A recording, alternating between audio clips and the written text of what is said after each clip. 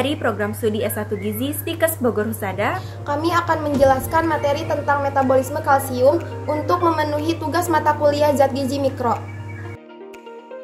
Yang ke-1 yaitu pendahuluan. Kalsium merupakan mineral penting yang ditemukan sangat banyak di dalam tubuh.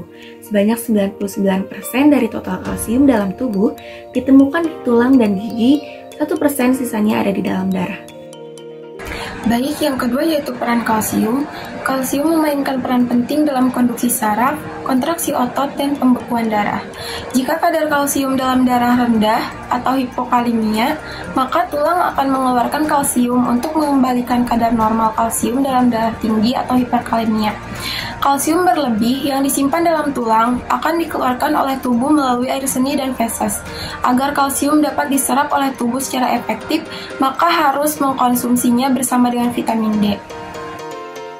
Yang ketiga yaitu ada fungsi kalsium, di mana fungsi kalsium sebagai penggerak dari otot-otot, deposit utamanya berada di tulang dan gigi. Yang keempat yaitu sumber kalsium. Sumber kalsium dibagi menjadi dua. Yang pertama yaitu kalsium hewani dan kalsium nabati.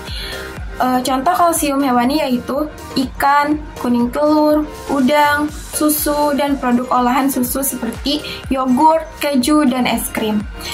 Contoh kalsium nabati yaitu sawi, bayam, brokoli, dan pepaya, daun singkong, dan pada biji-bijian seperti kenari, wijen, kacang almond, kacang kedelai, kacang merah, tempe, dan tahu.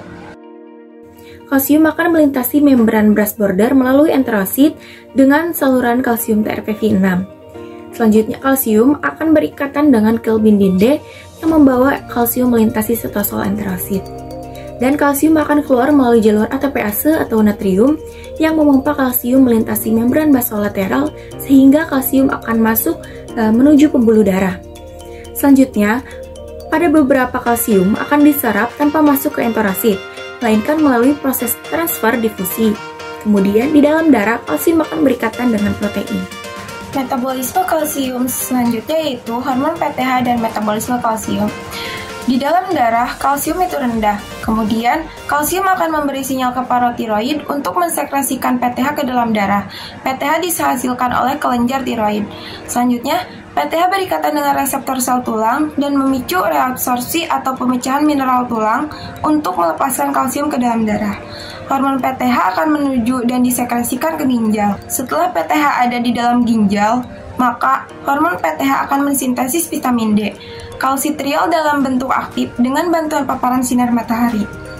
PTH dan kalsitriol akan meningkatkan reabsorpsi kalsium dari ginjal dan masuk ke dalam darah. Kalsitriol akan meninggalkan ginjal dan akan masuk ke usus, di mana ia akan meningkatkan penyerapan kalsium melintasi membran brass border, pengangkutannya ke dalam sitosol sel, dan keluar ke pembuluh darah. Kalsium masuk ke dalam darah setelah dilepaskan dari tulang, setelah dilepaskan dari ginjal, dan setelah diserap oleh sel-sel usus. Cukup sekian yang dapat kami sampaikan. Kurang dan lebihnya mohon dimaafkan. Wassalamualaikum warahmatullahi wabarakatuh.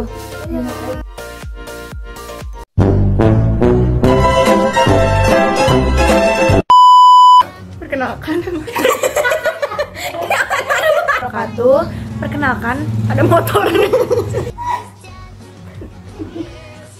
Assalamualaikum warahmatullahi wabarakatuh.